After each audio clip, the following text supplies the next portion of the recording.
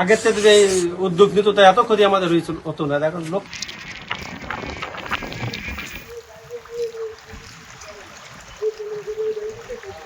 গত 3 মাস ধরে ভাঙন ধরেছে।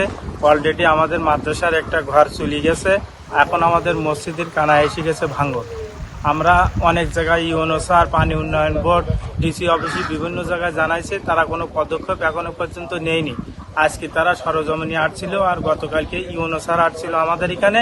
তারা একটা আশ্বাস দিয়েছে আগামীকাল থেকে আমাদের এখানে কাজ করবে। পানি উন্নয়ন বোর্ড 2 নম্বর, তারপরে আমাদের যে পিউনু সাহেব আগের থেকে যে উদ্যোগ নিত তা এত ক্ষতি আমাদের হতো না। এখন কয়েক লক্ষ টাকা ওটা চলে গেছে 2 দিন। মানুষের যে যাতায়াতের ওপারের যে যোগাযোগ ব্যবস্থা, এটা তো এই কোটি টাকা দামের সরকারি ব্যয়। এই ব্যয় যদি ভেঙে যায় তাহলে বহুত মানুষের পারাপার থেকে শুরু করে যোগাযোগ ব্যবস্থা, ব্যবসা বাণিজ্য সবকিছুই বন্ধ হয়ে যাবে।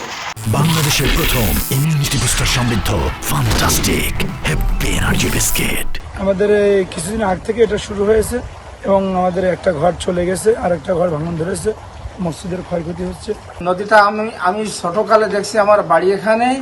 আমি দেখছি ওইদিকে আরো সরানো ছিল, সে দক্ষিণ দিকে সরানো ছিল।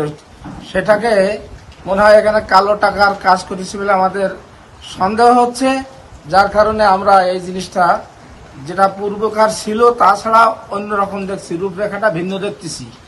যেটা আসলে নদী যেখানে ছিল না সেখানে বর্তমানে খননকৃত নদী দেখতেছি। এই পাড়ের যত বসত বাড়ি আছে সবাই ক্ষতির সম্মুখীন। এমনকি এই মসজিদটা নদীগর্ভে নিমজ্জিত হয়েছে কিছু দূর এবং ওখানে কিছু একটা বিল্ডিংও বিলীন হয়ে গেছে এবং খুব ক্ষতির ভিতরে তেঁতুলিয়া চর জামে মসজিদ ও মাদ্রাসা খুব আশঙ্কার ভিতরে রয়েছে।